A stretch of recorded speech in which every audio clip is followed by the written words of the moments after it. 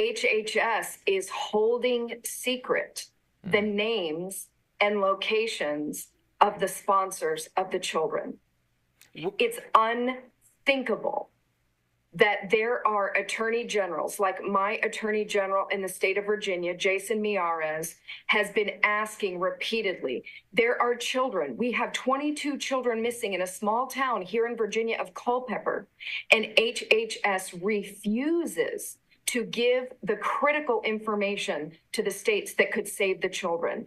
HHS is holding this data hostage. They won't allow anyone to see it, because they know once law enforcement and the states can see what's happened to the children, that there is no rug big enough in the universe to put this under. When HHS let you go, what was their rationale, and how did they justify that to you? So what they claimed as cover for action. So I reported the first case of MS-13, of a known affiliated MS-13 actor on our site who is attempting to sponsor 2 young teenagers, 13 years old, one from our site and one from the Fort Bliss emergency intake site.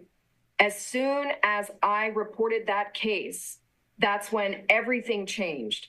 I went from being, they appointed me to the deputy of the director for our case management team. I was highly trusted, highly valued in all of the top executive meetings. They valued my input. They brought me in on meetings with the Executive Office of the President, the U.S. Digital Service.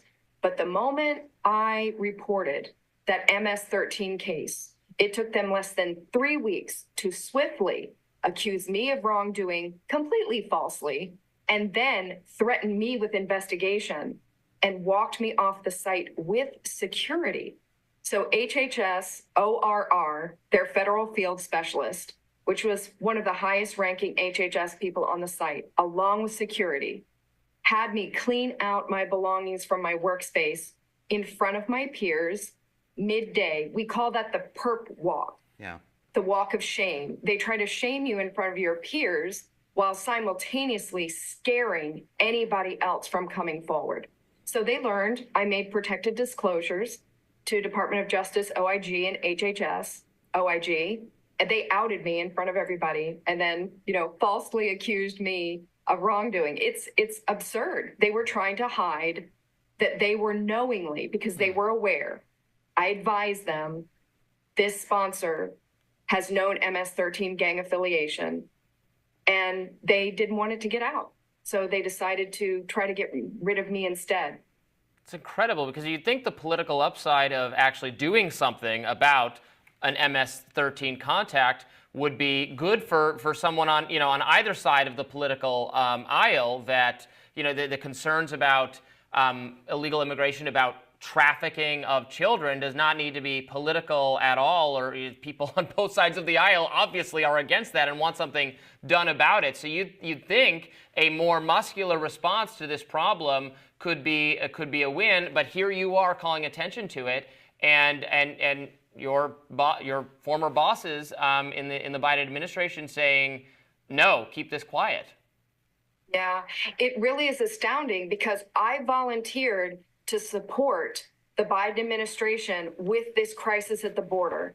As a Spanish speaker, my husband is from El Salvador. I've been to Guatemala, Mexico, El Salvador, and I thought I can be there to help the children.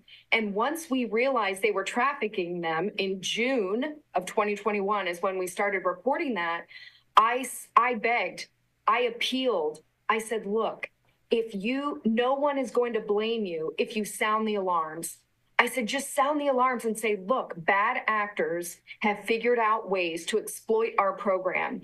They are using name fraud, address fraud. They are sponsoring from one apartment. There's like 3 sponsors in one apartment. We have children, like 40 children going to an apartment building.